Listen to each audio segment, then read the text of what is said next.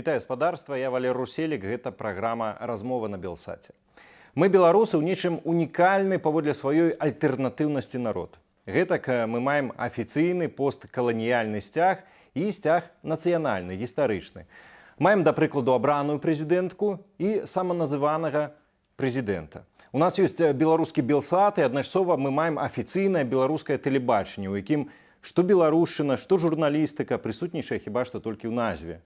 У нас нават міліцыі ёсць свая альтэрнатыва. Вось ужо год і адзін дзень існуе дзейнейшая ініцыятыва «Байпол», і сёння ў студыі разам са мною былы начальнік аддзелу 3-го ўправлення ГУБАЗік, а цяпер прадстаўнік «Байполу» Александр Азараў. Александр, вітаю вас. Добрый день. Александр, па-першае, я віншую, канешне ж, вас, але адразу і спытаю. Вось год існавання ініцыятывы гэта...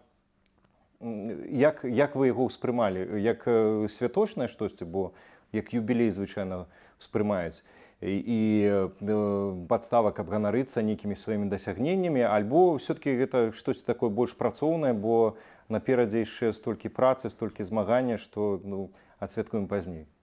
Ну, вообще, что-то праздновать сейчас еще рано, и этот день у нас прошел в работе, такой же, как мы обычно и работаем, или как любой другой рабочий день. Вот, конечно же, раз мы выпустили вот ролик на эту тему, что у нас прошел год, и мы, значит, осмыслили, что за год произошло, он пролетел очень незаметно, ну, вообще незаметно. То есть нельзя сказать, что мы тут уже сидим год, мы даже не верим этому, да, но год действительно прошел. Вот и мы вспоминаем, когда мы были год назад, приехали все в Варшаву, собрались вместе, и что мы делали, и что мы делаем теперь. То есть это вообще небо и земля, можно сказать, да. То есть первоначально силовики убегали с Беларуси, значит, от политических репрессий, боясь уголовной ответственности, а также приезжая по зову сердца, чтобы бороться с режимом, поскольку в Беларуси можно сесть в тюрьму и не помочь родине. Вот, к примеру, как я знал, что за мной должны прийти, поэтому я уехал именно в Польшу присоединиться к Байполу, чтобы эта организация начала развиваться и как-то помочь родине. Вот, потому что в тюрьме, в принципе, не поможешь.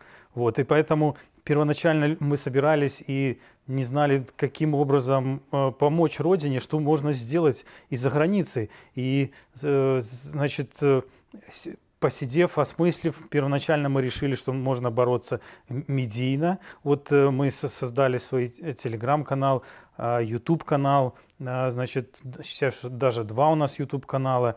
Вот, мы стали публиковать информацию различную, инсайдерскую. Вот, потом мы стали создавать организацию внутри страны. Много силовиков нам писало, и мы решили создать организацию. И, значит, люди записывались. У нас имеются данные. Значит, мы можем общаться с людьми с любой структуры и получить информацию из любой структуры, которая нас интересует. Это помогает нам и в расследовании. Вот, и мы потом перешли к расследованиям. Мы решили, что нужно фиксировать преступления силовиков, а также последователей режима Лукашенко, который захватил власть, фиксировать их, интернет все помнит, это будет все зафиксировано, значит, и в последующем уже при смене власти все эти материалы помогут привлечь этих людей к ответственности, к уголовной. Вот, и наш Первое расследование это было по Тихановскому. Вы помните, мы показали информацию, что значит, задержание Тихановского это была спровоцированная спецоперация, провокация, которой руководил Казакевич лично и которой занималось 3-е управление ГУБОПИК, где я служил до этого. Вот. И таким образом мы стали проводить расследования. У нас люди просили проводить эти расследования, писали информацию. Люди давали информацию даже для того, чтобы мы ее опубличили, потому что они сами находились в стране, не могли донести эту информацию. А мы, имея не только вот наши навыки, да, которые мы привыкли работать, расследовать преступления, расследовать уголовные дела, выявлять преступления, собирать какие-то материалы для возбуждения уголовных дел. У нас появилась возможность, вот доступ к базам данных у нас появился благодаря киберпартизанам, которые их взломали. Значит, мы можем получать информацию персональную, а также вообще, в принципе, со всех баз данных, которым пользуется МВД. То есть фактически мы сейчас тоже же самое МВД, только в другом государстве. Мы можем, у нас возможности аналогичные, как и у сотрудников так называемых правоохранительных органов в Беларуси.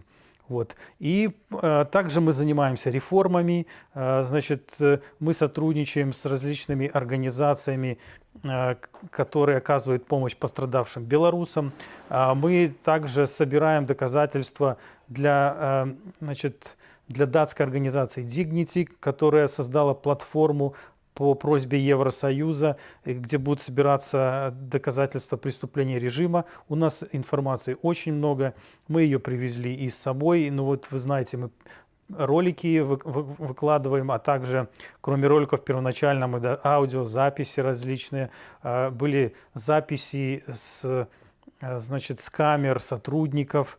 Вот. Это все мы собираем и будем передавать в эту организацию Dignity, где уже есть следователи, которые начинают собирать доказательства для возбуждения уголовных дел в отношении конкретных лиц, а также самого Лукашенко. Вот, то есть работа у нас идет, у нас каждый день новые какие-то мысли по расследованиям. Мы получаем очень много информации инсайдерской и предложений от других организаций. В общем, работа как ком. И нам некогда даже расслабиться и о чем-то подумать, о праздновании каком-то, да. Вот, и самое главное сейчас даже это план Перемога, который мы объявили. Мы первоначально, мы бывшие все силовики, и глядя, что происходит, значит, мы понимали, что протесты, просто протесты, выход людей на улицу, хождение их с одного конца в другой ни к чему не приводит, кроме арестов и привлечения людей к ответственности. Соответственно, мы думали, что же нам сделать, чтобы режим поменялся и демократия восторжествовала в Беларуси. Вот, и поэтому, благодаря тому, что мы объединяем очень много специалистов, которые у нас даже в средствах массовой информации не появляются, у людей различные причины, и специалистов у нас много в различных сферах. Люди видят только медийные личности, которые, в принципе, не боятся и могут выходить в эфир. Остальные работают тайно, в том числе и находясь в Беларуси. Вот, и мы, благодаря нашим способностям, значит, придумали этот план Перемога, потому что мы видим в этом единственное спасение в Беларуси. Александр, я еще перапытаю вас про перамогу, але все-таки хотел еще удакладніць, гледзячы на трансформацию, якая адбылася з байполам за гэты год и один день от попросту аб'яднання былых силовиков, якія уцеклі з Беларусі, потому что там была перспектыва турмы. І вот да сёння, я не ведаю, як гэта нават назваць, ініцыятыва, якая займаецца практычна ўсім па самых розных кірунках. І все-таки як вы сёння пазіцыянуеце байпол? Сёння гэта што? Гэта папросту, як заяўлялася раней, аб'яднанне былых сілавікоў верных беларускаму народу, альбо гэта правобраз беларускай паліцыі ў Новай Беларусі, альбо гэта альтэрнатыва сённяшнім этим силовикам-карникам, верным Лукашенку. Як вы себе оцениваете, як вы себе позиционируете? Вы кто? Ну, вообще мы уже не говорим, что мы инициатива, да, потому что организация. Далеко не инициатива, да, мы организация. Мы имеем официальный статус, мы зарегистрированная организация, и нас сотни, если в байпол взять сотни, а если взять план Перемога, то сотни тысяч людей записалось в этот план. Вот, и поэтому, значит, мы большая организация, и мы сейчас взаимодействуем со всеми демократическими силами, и со штабом Тихановской, и с Латушкой, и с другими видными политиками, и организациями правозащитными, вот, и со СМИ всеми. Сейчас вот мы хотим наладить взаимоотношения со всеми СМИ, мы составили даже список каждого СМИ, и сейчас будем по очереди с каждым СМИ. Я так разумею, Белсат есть в этом списке. Конечно. Белсат у нас стоит на первом месте. И, в принципе, уже нам общаться с ним не нужно, вопросы все решены. Александр, який прынцып супрацы? Потому что все мы ведаем, что инициативаў вельмі шмат, і, здаецца, усе і гавораць, ставяць нейкія падобныя мэты, аднак не заўсёды атрымліваецца супрацоўнічаць. Ці ёсць у вас нейкі прынцып, паводле якога байпол вызначае, што мы супрацоўнічаем, мы ідзем у адным кірунку, альбо не? Ну, вообще мы идем в одном направлении со всеми демократическими силами. Цель у всех одна – это сместить режим и вернуть, не вернуть даже, а чтобы в Беларуси настала демократия, которой у нас никогда не было. Да? То есть мы хотим, чтобы Беларусь стала самостоятельным, демократическим, независимым государством, чтобы она развивалась как любое европейское государство, чтобы мы были дружественны как и с Востоком, так и с Западом. У нас нет врагов. Вот мы хотим, чтобы в Беларуси все те же силовики, вот изучал опыт, чтобы получали достойную зарплату. Но не только силовики, а и другие профессии, те же врачи, которые массово покидают страну. Сейчас вот коронавирус, некому лечить людей, потому что врачи уезжают в ту же Польшу, где с удовольствием их принимают, потому что в Польше тоже врачей не хватает. Вот. Поэтому силовики сейчас, они сидят и ждут чего-то, да. Многие боятся, та же армия, да, они боятся, что потеряют какие-то привилегии, значит, если придет новая власть. Лукашенко им дает эти крохи какие-то, и они думают, что вот придет Россия, значит, даст нам зарплаты на уровне России, и мы будем счастливы, да. Вот. Но нет, такого не будет. Если Россия придет, во-первых, она поставит своих руководителей во главе всех подразделений. Можна А белорусы, як у Кримі, як у конечно, інших в окупованих. Крыму россияне руководят всем. Все украинцы у них там на нижестоящих должностях или русские местные, которые там жили, татары там. Вот. Так же и будет у нас. Белорусов будут отправлять на восток, на Сахалин и так далее, как это было в Советском Союзе. Никакого не будет счастья у тех же военных, что они мечтают. Вот. А мы хотим, чтобы наши зарплаты были на уровне европейских. И мы изучали опыт, вот я лично ездил в Словакию, изучал опыт, как они проводили реформы. Вот в Грузии реформы, в Эстонии проводились. Вот у них штат полиции в 3 раза меньше, чем в Беларуси. И, соответственно, у них и зарплаты выше в 3 раза, даже не в 3, там в 5 раз больше. Мы хотим, чтобы такие зарплаты были у нас. Это все идет из-за неэффективного построения системы государства. У нас такое нагромождение различных министерств и органов. Это все можно реформировать и привести к европейскому уровню.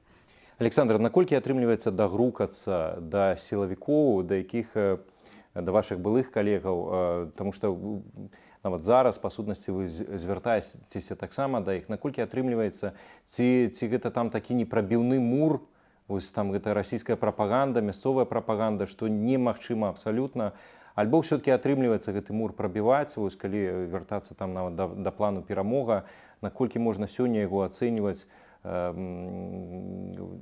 не у личбах, то хотя бы...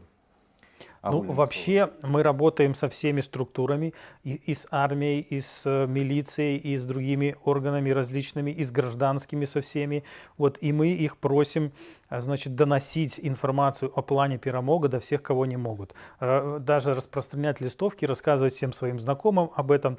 Вот, мы стараемся, поэтому я и говорил, что мы хотим сейчас со средствами массовой информации со всеми достигнуть соглашения, чтобы наш план озвучивался со всех утюгов, как говорится, да, чтобы все об этом говорили. Вот, потому что каждый здравомыслящий человек понимает, что план Перамога единственный план, который может привести к победе. Мне тады апошняе на сёння пытанне, і оно абсалютна лагічна, і яго задаюць усе і паўсюль. А калі пачатак уласна гэтага плану Перамога, ці ёсць нейкі вызначаны, як некаторыя ініцыятывы таксама вызначалі, там даты перасоўвалі, альбо гэта штосьці павінна быць такое, триггер умоўны, ад якога ўсё і закруціцца? Вообще мы всегда говорили, что никакого срока нету, и мы ждем триггера, и когда будет сформирована структура плана Перамоги. Но в принципе сейчас мы уже видим примерные какие-то, значит, даты, когда может это все случиться. Вот, и поэтому мы разглашать, конечно, это не будем, потому что властям очень нужно знать дату. Они не могут постоянно быть в напряжении, им нужно знать дату, под которой можно подготовиться заранее. Мы им эту дату не дадим, но в принципе дата уже примерно высвечивается на горизонте. Ну, за тое напружанне вы ім даеце кожнага дня, і за гэта вам дзякую. Дзякую таксама за сённяшні каментар. Гаспадарству хочу нагадаць, Александр Азараў, ужо не ініцыятыва, а арганізацыя Байпол. Ну і я, Валер Руселік, тэлеканал Белсат. Заставайцеся з намі, і мы абавязкова все разам пераможам.